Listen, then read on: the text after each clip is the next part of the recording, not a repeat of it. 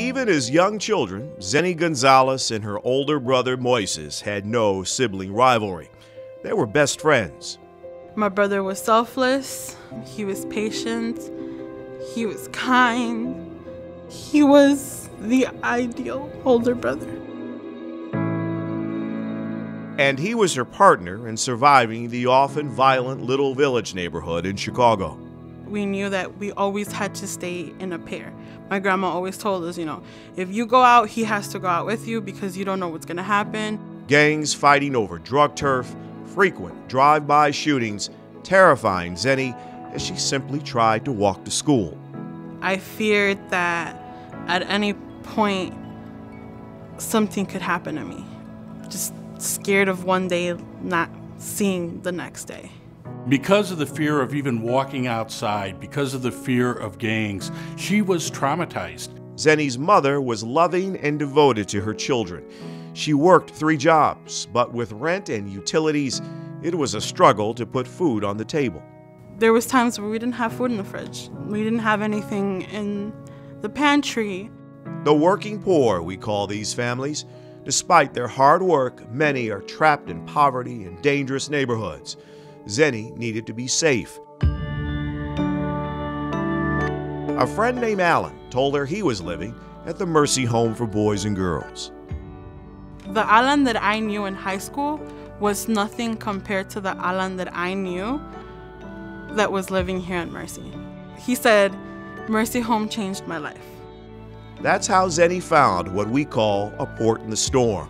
With her mother's blessing, she moved in as she attended Northeastern University. Mercy Home provided me the fundamentals that I didn't learn at home. How to take care of myself mentally, how to take care of myself as a woman, and how to be financially steady for myself. And that's something that I never learned. Meantime, her brother Moises was living a productive and generous life. He volunteered to rebuild houses in New Orleans after Hurricane Katrina, then became a manager at an oil change shop.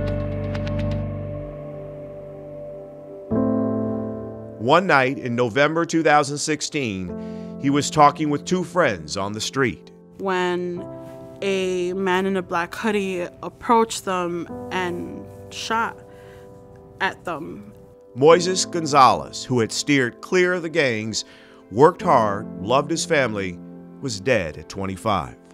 All I could do was grab my mom because at that moment, she just fell. And she was hitting the chair and she was hitting the wall. And all I can think of was, what am I gonna do without my brother? What are we gonna do without my brother? That was the only thing that kept running through my head was, what is my life without my brother? What is my mom's life without my brother? She was embraced and consoled by the Mercy Home for Boys and Girls.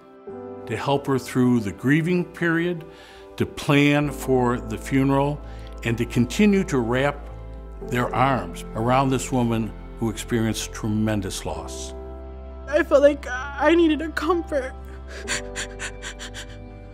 I needed to be in a place where I knew that I could cry and I knew I could let go, and I knew it was Mercy. Today, Zeni is a college graduate working on her master's degree in social work. She wants to go back to Little Village to help young people living in fear, honoring the memory of her big brother. I want to pay it forward, and I want to help as many youth, as many kids that I can, just how Mercy Home helped me. And I will always thank Mercy Home for that. And we thank you, our generous benefactors, giving young people like Zeni Gonzalez a fighting chance. You are the angels, the messengers of God's mercy to the young people entrusted to our care.